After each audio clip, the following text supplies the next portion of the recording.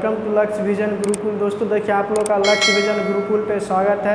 आज हम फिर बहुत दिनों के बाद आए हैं आप लोग के बीच, संस्कृत लेकर आए हैं, संस्कृत का दूसरा चैप्टर। गुड मॉर्निंग दोस्तों।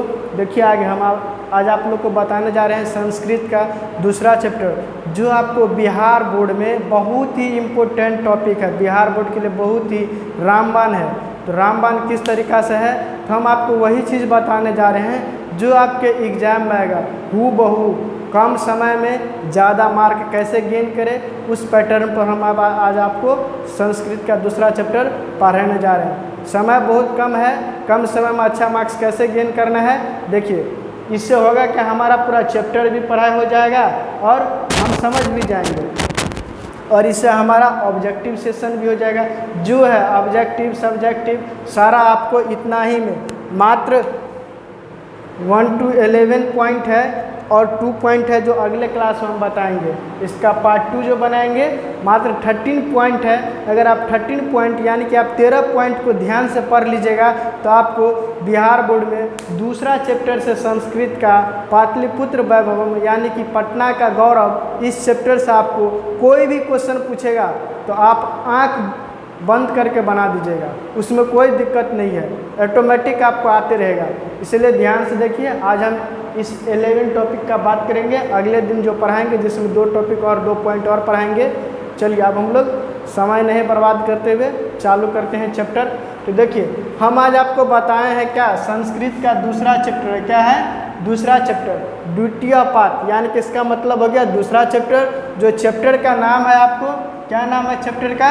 पाटलिपुत्र वैभवम। चैप्टर का नाम है पाटलिपुत्र वैभवम। तो पाटलिपुत्र वैभवम का अर्थ हुआ, यानी कि पाटलिपुत्र का अर्थ हुआ पटना, वैभव मतलब होता है गौरव, यानी कि पटना का गौरव। अब हम लोग जानेंगे पटना के गौरव के बारे में। आइए बारी बारी से हम लोग सभी पॉइंट को देखेंगे। तो पहला पॉइंट हम लोगों ने आज देख रहे हैं, पढ़ रहे हैं। पहला पॉइंट हमने क्या लिखाया है? बिहार राजस्य राजधानी नगरम पाटलिपुत्रम सर्वेषु कालेषु महत्वधार्यत। यानी कि इसका कहने का अर्थ हुआ ना, तो देखिए इसका कहने का अर्थ हुआ क्या? बिहार राज्य का राजधानी नगर, यानी कि ये जो बिहार राज्य की जो राजधानी है नगर, यानी कि पटना जो है बिहार राज्य की राजधानी नगर पाटलिपुत्र सभी समयों से महत्व को धारण करता है। यानी कि सभी समय से पहले से ही यहाँ महत्व है, बहुत ही इम्पोर्टेंस है इसका। तो ये इसका अर्थ हो गया। अब इसके बाद अब हम लोग अगला पॉइंट पढ़ेंगे। अगला पॉइंट क्या बताएं आपको? दूसरा पॉइंट अस्योतिहासो। अस्योतिहासो सर्दशाह द्विवर्ष परिमिति वर्तते। इसका अर्थ समझिएगा, सर्द द्विवर्ष परिमिति, यानी कि इसका कहने का मतलब हो गया 2500 वर्ष। 2500 वर्ष। तो देखिए इसका अर्थ हम फिर से जानेंगे। अस्योतिहास वर्ष परिमिति वर्तते, यानी कि इसका इतिहास 2500 वर्ष पुराना है। पटना का इतिहास, पाटलिपुत्र का इतिहास कितना पुराना है? 2500 वर्ष पुराना है। फिर आगे हम लोग देखेंगे अत्र धार्मिक क्षेत्रम। यहाँ जो है अत्र धार्मिक क्षेत्रम राजनीतिक क्षेत्रम उद्योग क्षेत्रम च विशेष ध्यानाकर्षम। यानी कि इसका कहने का अर्थ हुआ ना, यहाँ का धार्मिक स्थान, जैसे यहाँ पटना जंक्शन पे क्या है? महावीर मंदिर, जिसको हम लोग हनुमान मंदिर कहते हैं। यहाँ कोई भी आदमी अगर पटना आया हनुमान मंदिर नहीं गया तो उसके लिए अच्छा नहीं होता है, लेकिन वो जाता ही है। पटना आया तो हनुमान मंदिर लोग जाता ही है। तो वही कह रहा है, यहाँ का धार्मिक स्थान जो हनुमान मंदिर हो गया, फिर गुरुद्वारा हो गया, वो सब गुरु गोविंद सिंह का। फिर देखिए आगे राजनीतिक क्षेत्र, और यहाँ का राजनीतिक क्षेत्र जो है हम लोगों को उद्योग क्षेत्र, यहाँ यानी कि उद्योग की भी व्यवस्था है। च विशेष ध्यानाकर्षण, ये चीज़ सब हमारे ध्यान को खींचता है अपनी ओर। क्या करता है? खींचता है, अट्रैक्ट करता है। इसके फिर आगे दिया है वैदेशिका यात्रिना मेगास्थनीज, यानी कि विदेशी यात्री जो आए थे हमारे देश में, तो वैदेशिका यात्रिना मेगास्थनीज फायान वेन्सांग इत्सिंग प्रभृत्य पाटलिपुत्रस्य वर्णनम स्वस्व अथ संस्मरण ग्रंथेषु चक्र। यानी कि इसका कहने का अर्थ हुआ ना, इसका अर्थ हुआ विदेशी यात्री मेगास्थनीज, फायान, वेन्सांग, इत्सिंग ये सभी पाटलिपुत्र का वर्णन अपने अपने ग्रंथ में करते हैं। कहाँ करते हैं? अपने अपने ग्रंथ में करते हैं। अपने अपने ग्रंथ जो लिखे हैं खुद का उसमें करते हैं, स्मरण ग्रंथ में लिखे हैं और करते हैं। फिर 5वां पॉइंट देखिएगा, आज का जो 5वां पॉइंट हम बताए हैं वो भी बहुत ही अच्छा है और ध्यान से आप लोग सुनिएगा। जहाँ नहीं समझ में आएगा वीडियो को रोकिएगा, देखिएगा, पढ़िएगा, ध्यान से समझिए। बहुत ही अच्छा चैप्टर है और आपको जो चीज़ नहीं समझ में आए उसको आप कमेंट कीजिएगा, हम कमेंट का जवाब देंगे, आप लोग को रिप्लाई करेंगे। 5वां पॉइंट पढ़ाए हैं पाठेस्मिन पाटलिपुत्र वैभवस्य सामान्य परिचयो वर्तते। यानी कि इसका कहने का मतलब हुआ ना, इसका अर्थ हुआ इस पाठ में पाटलिपुत्र वैभव का समान परिचय दिया गया है। यानी कि अब यहाँ से आपका चैप्टर का पॉइंट है, ये था आपको हेड इंट्रोडक्शन था। जैसे कोई मूवी आता है, रिलीज होता है तो इससे पहले क्या किया जाता है? मूवीज का जो शॉर्ट ट्रेलर चाहता है, ट्रेलर आता है, उसी तरह इसमें आपका शॉर्ट था। यानी कि चैप्टर के बारे में जो भी हमको पढ़ना था उसको शॉर्ट में यहाँ बताया गया था। अभी आपका चैप्टर का बारीकी है, अंदर के बारे में, चैप्टर में क्या क्या चीज़ सब दिया है उसके बारे में। तो देखिए इसमें हमको पढ़ना है जो 6ठा पॉइंट है, ये आपको देखिए, ये आपका पहला पॉइंट है चैप्टर का। प्राचीनेषु भारतीयेषु नगरे क्वंतम पाटलिपुत्र नगरम व दिशचित्रम महानगरम बहुव।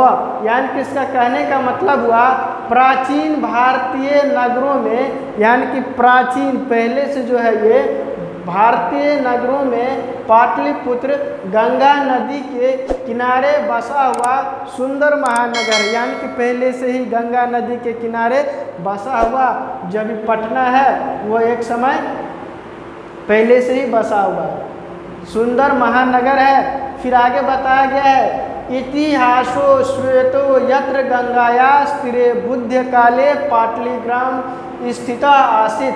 यानी कि इसका कहने का अर्थ हुआ इतिहास में सुना गया है कि, यानी कि इतिहास में बताया गया है, सुना गया है कि गंगा नदी के किनारे महात्मा बुद्ध के समय में पाटलिग्राम अवस्थित था।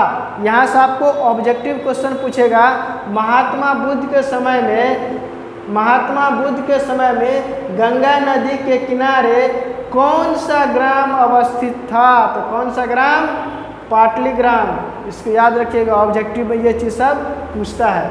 उसके बाद हम अगला आपको 8वां पॉइंट बताए हैं। तो यत्र च भगवानम बुद्ध बहुकृत्वा समागत। यानी कि इसका अर्थ हम बताए हैं जहाँ भगवान बुद्ध अनेकों बार आया करते थे। यहाँ भगवान बुद्ध क्या करते थे? अनेकों बार आया करते थे। आगे देखेंगे हम लोग 9वां पॉइंट आज का। तेन कथिस्मासित यद ग्रामोयम महानगरम भविष्यति किंतु क्लहस अग्निदाहस जलपुरस च भव्यात सर्वदाकांत भविष्यति। यानी कि इसका कहने का मतलब हो गया महात्मा बुद्ध का कथन था, उनका कथन था कि यह गांव महानगर होगा, ये सत्य है, यह गांव एक दिन महानगर होगा, किंतु यानी कि यहाँ क्या क्या चीज़ होगा? झंझट, झगड़ा होता है, आग लगने का भाई, हमेशा आग लगने का डर लगा रहेगा और बाढ़ आने का डर हमेशा बना रहेगा। और क्या? बाढ़ आने का भय हमेशा बना रहेगा। आप लोग नोट कीजिए, हम साइड हो गए हैं, अब आप लोग को देखने में कोई प्रॉब्लम नहीं हो रहा होगा। आप लोग वीडियो को रोक के उसको नोट कीजिए और जो हमारे ऑफलाइन क्लासेज में हैं आप लोग भी नोट कीजिए, हम साइड हो गए हैं। फिर आगे देखिए, हम आपको 10वां पॉइंट आपका बताए हैं। 10वां पॉइंट क्या बताए हैं? कथितेषु प्राचीन संस्कृत ग्रंथेषु पुराणादिष्ट पाटलिपुत्रम नामत्रम पुष्पपुरम और कुसुमपुरम व प्राप्यते। फिर देखिए इसमें और बताया गया है कई प्राचीन संस्कृत ग्रंथों और पुराणों में पाटलिपुत्र का नाम, यानी कि पटना का नाम पुष्पपुर और कुसुमपुर पाया गया है। क्या पाया गया है? पुष्पपुर और कुसुमपुर। इसीलिए आप नाम याद रखिएगा। पटना का कितना नाम था? तो पहले पढ़ा देखिए पटना का नाम में पहले हम क्या पढ़े? पाटलिपुत्र। पहला नाम पढ़े पाटलिपुत्र। उसके बाद दूसरा हम लोग पढ़े गांव, कौन सा ग्राम? पाटलीग्राम पढ़े। अब हम लोग यहाँ तीसरा पढ़ने आए हैं पुष्पपुर और कुसुमपुर। तीसरा में क्या पढ़े? पुष्पपुर और कुसुमपुर। तो अब कोई पूछ देगा इसका नाम पुष्पपुर और कुसुमपुर क्यों पड़ा? तो देखिए अगला पॉइंट में हम आपको बताए हैं। अगला देखिए ये अनेन ज्ञायते यत्र नगरस्य समीपे पुष्पनाम बहुल उत्पादम भवति स्म। यानी किसका कहने का अर्थ हुआ ना, जो इससे समझा जाता है कि नगर के नज़दीक में फूलों की बहुत उत्पादन होती थी। यानी कि इसके बगल में क्या होता था? फूलों का खेती। और पटना का अगला नाम है क्या? पाटलीग्राम बता दिए ना। हाँ, अब कोई पूछ देगा पाटलीग्राम इसका नाम क्यों रखा गया? तो यहाँ क्योंकि पाटलिपुत्रा इसका नाम क्यों रखा गया? तो क्योंकि यहाँ गुलाब की फूलों की खेती, यानी कि फूलों का खेती होता था, तो उसके साथ साथ गुलाब फूल भी था। तो गुलाब फूल को हम लोग कहते हैं पाटल पुष्प। पाटल पुष्प इसका मतलब होता है गुलाब। इसी के नाम पे यहाँ गुलाब की खेती अधिक होती थी, इसलिए इसका नाम रख दिया गया पाटलिपुत्र। समझ गए? सब नाम के पीछे कारण है। और फिर इसमें आपको ये भी पढ़ना पड़ेगा, पटना का नाम पटन देवी क्यों पड़ा था? पटन देवी भी नाम पड़ा था। तो पटन देवी इसलिए पड़ा था क्योंकि यहाँ नगर पालिका देवी पटन देवी के समय से ही इसका नाम पटना पड़ा। फिर पूछेगा पटना का नाम पटना क्यों पड़ा? तो पटन देवी नगर पालिका पटन देवी के नाम पे पाटलिपुत्र का नाम पटना पड़ा। देखिए हम फिर से ध्यान से बता देते हैं, इसमें कन्फ्यूजन नहीं होना है। पहले आप पढ़े क्या चीज़? देखिए हम बारीकी से बता दे रहे हैं सबका नाम। पटना के कितने नामों से जाना जाता है? देखिए पहला नाम हम लोग क्या पढ़े? पाटलिपुत्र पढ़े, पाटलिपुत्र पढ़े। उसके बाद दूसरा नाम हम लोग पढ़े क्या? पाटलीग्राम। क्या पढ़े? पाटलीग्राम, ये भी पढ़ लिए। फिर आगे हम लोग तीसरा पढ़े पाटलीग्राम के बाद पुष्पपुर और कुसुमपुर। पुष्पपुर और कुसुमपुर, पुष्पपुर और कुसुमपुर, ये भी हम लोग पढ़ लिए तीसरा नाम। इसके बाद हम लोग पढ़े पटना का नाम पटना क्यों पड़ा लास्ट में, जो अभी तक इसका नाम पटना ही है। यानी कि हम लोग बोल सकते हैं पटना को 4 नाम से जानते हैं। तो पहला पाटलिपुत्र, इसका नाम पाटलिपुत्र क्यों पड़ा? क्योंकि यहाँ पाटल पुष्प का खेती होता था। तो पाटल मतलब क्या होता है? गुलाब। काहे कि यहाँ गुलाब का खेती होता था, इसीलिए इसका नाम पड़ गया पाटलिपुत्र। अब पाटलग्राम जो महात्मा बुद्ध बताए थे, इसके बारे में बताया है पुष्पपुर और कुसुमपुर, क्योंकि यहाँ अगल बगल में फूलों की खेती हुआ करती थी, इसीलिए इसका नाम पुष्पपुर और कुसुमपुर रखा गया। अब पटना का नाम, ये बहुत ही इम्पोर्टेंट है, ऑब्जेक्टिव में पूछता है पटना का नाम पटना क्यों पड़ा? तो यहाँ नगर पालिका